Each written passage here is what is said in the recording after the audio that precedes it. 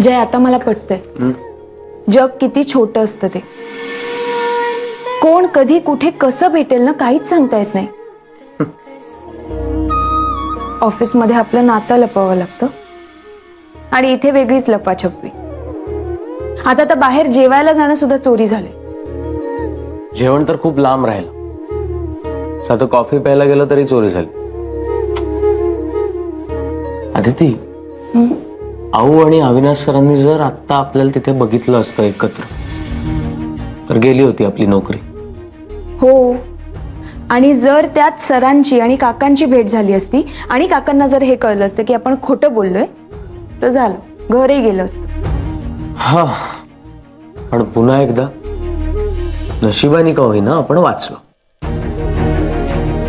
पण मला एक कळत नाहीये, अविनाश सर आऊंना घेऊन त्या रेस्टॉरंट मध्ये कशाला आलं? नाही, असं बरं आहे ते रेस्टॉरंट, पण अविनाश सरांना कुठलंही महागडं रेस्टॉरंट सहज परवडू शकतं ना. तिथेच कशाला आहेत? काय हसायला काय झालं? नाही, मला अंदाज आहे ते तिथे का आले असतील याचा.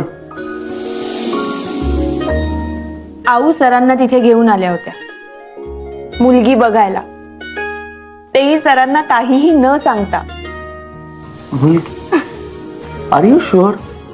हो, अरे त्या मुलीला बघितलं मी.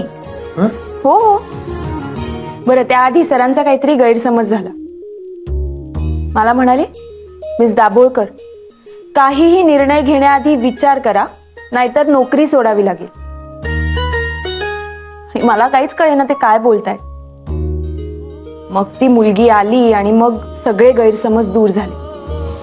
त्यांचाही गैरसमज आणि माझाही. सर मुलगी बघायला? लाईफ इकडे आड आणि तिकडे वीर झालाय आपला. इकडे आड आणि तिकडे वीर ही म्हण मी शाळेत असताना मार्क जास्त मिळत म्हणून वापरायचो. आता प्रत्यक्ष अनुभव घेतोय त्याचा. पण बाहेर पडल्या पडल्या लगेच काकांनी हात धरलाच की. तुला घाम फुटला होता. तुझी काय वेगळी अवस्था होती. पण घरात आलोय त्यामुळे जरा रिलॅक्स वाटतंय. मला तर अजूनही धडधडतंय. हात धर.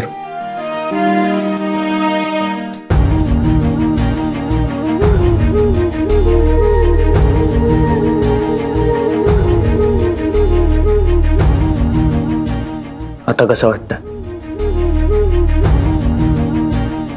आपण आता सेफ आहोत.